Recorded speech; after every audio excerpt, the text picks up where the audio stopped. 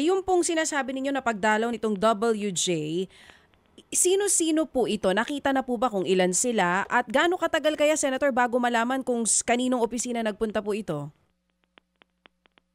Actually, alam na namin kung saan opisina.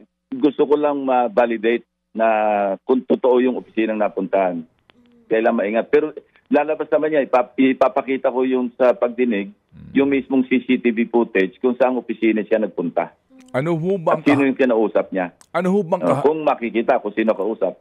Ano ho bang kahalagahan nun, Senador, para maintindihan po ng taong bayan? Yung footage na yan at yung pangyayari. Go ahead, sir. Ang tawag ng abogado dyan, circumstantial evidence. Pag pinagdugtong-dugtong mo, yung kinunik mo yung dot, merong pahayag si Bryce Hernandez na ganito. Ibabangga mo yung sa record, official record ng General Appropriations Act ng 2025. So nalaman na namin doon sa 355 na yon, meron na award noong May 2025. So alamin namin anong status nung in the works yon, Pinabe-verify ko na yung 5 identified na proyekto na nanggaling doon sa 355 million na yon na di umano sinasabi ni Bryce na binagsak sa engineering district nila, pinapaalam ko yung status ng proyekto.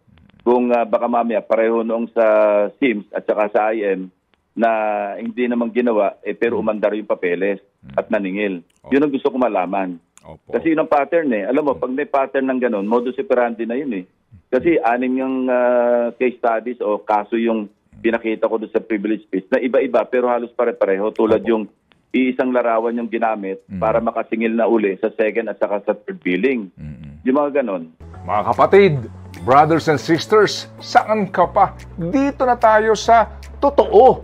Dito na tayo sa True FM. Mga kapatid, mag-subscribe and follow po kayo sa social media accounts ng True Network PH. Yan po kami. Hanapin nyo lang True Network PH, Facebook, Instagram, YouTube, TikTok, and podcast. Mapa-Apple or Spotify man yan, mahahanap nyo kami. Lahat ng mga napapanood at napapakinggan nyo po sa programa, nasa social media accounts namin yan. So, paano mga kapatid? See you sa social media!